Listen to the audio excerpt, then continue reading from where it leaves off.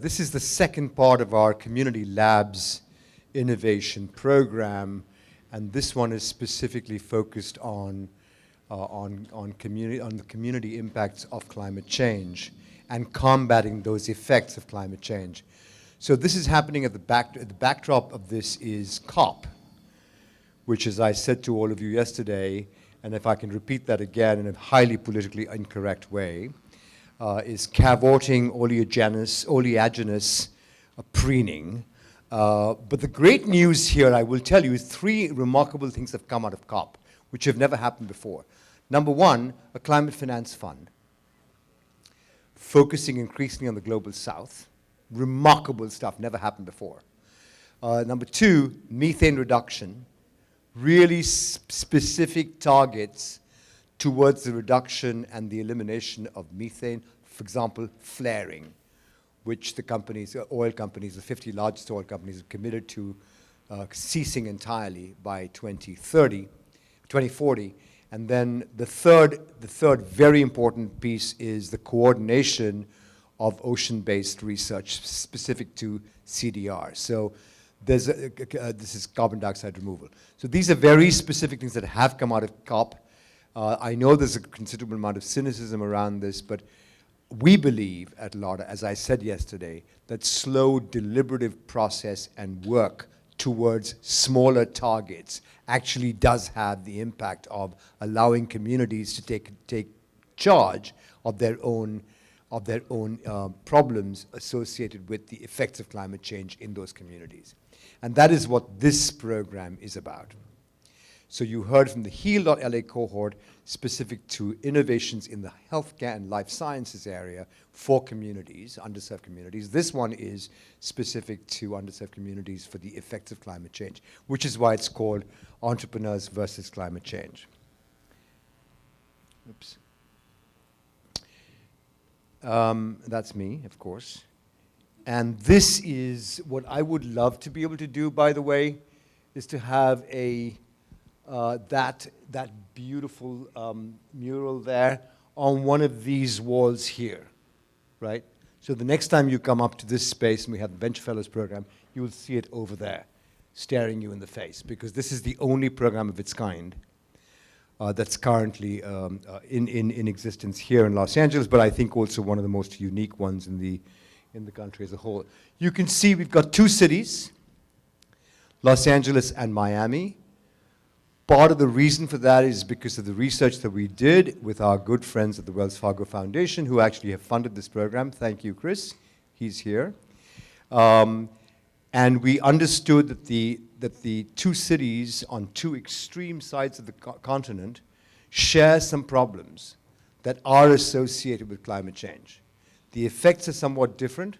In Miami, you've got, for example, the sea rise issue, the destruction of any kind of barrier to the increasing power of the ocean as a consequence of ocean change, the warming of the oceans, etc.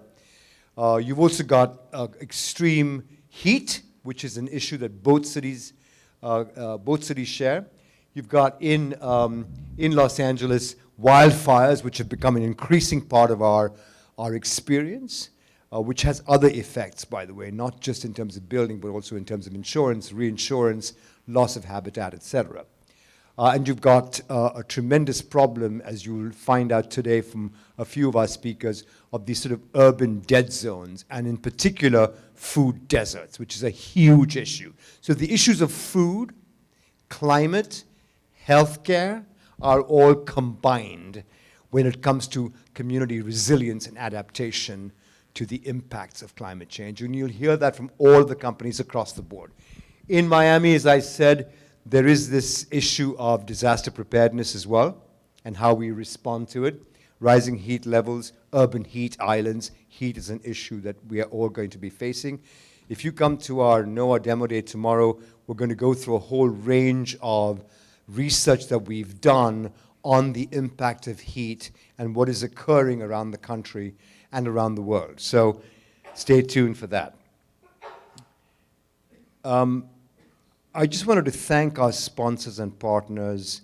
Principally, I'd like to be able to thank Wells Fargo Foundation for their extraordinary support and continued support, and the amplification of the effect of this program throughout their community. Thank you, Chris. Thank you to all you and your colleagues. Also, obviously, we want to be able to thank the County of Los Angeles. We've started a very strong partnership with them, which is in its infancy right now, associated with food and climate, sustainability in general. And we heard yesterday from Rita Campolath and from Ali Frazzini from the County of Los Angeles' Chief Sustainability Office. We also want to thank Miami-Dade County. We've got Galen here as a remarkable force in this area, and in particular being an advocate actively for companies and for solutions to problems that Galen has been at the forefront about defining and then advancing as well. Florida International University, thank you to those folks as well. They've done a really remarkable job of both mentoring and connecting us to other points of light and impact in Florida. Loyola Marymount University, David, thank you so much. He's been a really remarkable conduit as well to both students and the opportunity to work with cohorts on an ongoing basis. And we're looking forward to moving forward with you on a number of those things. And of course, the SBI program, America's Seed Fund, this has been the basis of so much of Larta's work, and the identification, nurturing, and the cultivation of entrepreneurs that have been funded by the public. And you heard yesterday from Derek Parks, you heard from Matt Portnoy talking about the impact of that program. Larta itself has had a 20-year history of engagement with the SBI program at the different phases. We continue that work in addition to going forward with additional programs that have been funded by the Inflation Reduction Act, the Bipartisan Infrastructure Act, and hopefully the CHIPS Act moving forward. And the others as well, all of them very important partners of ours, including more recently SoCal Gas and Edison International, both large utilities here in the Los Angeles area. We're going to continue our relationship with the City of Los Angeles as well, which, as I said yesterday, is the first among equals in this rather large county that has, believe it or not, for those people not from Los Angeles, 88 cities in one county. What confusion, right?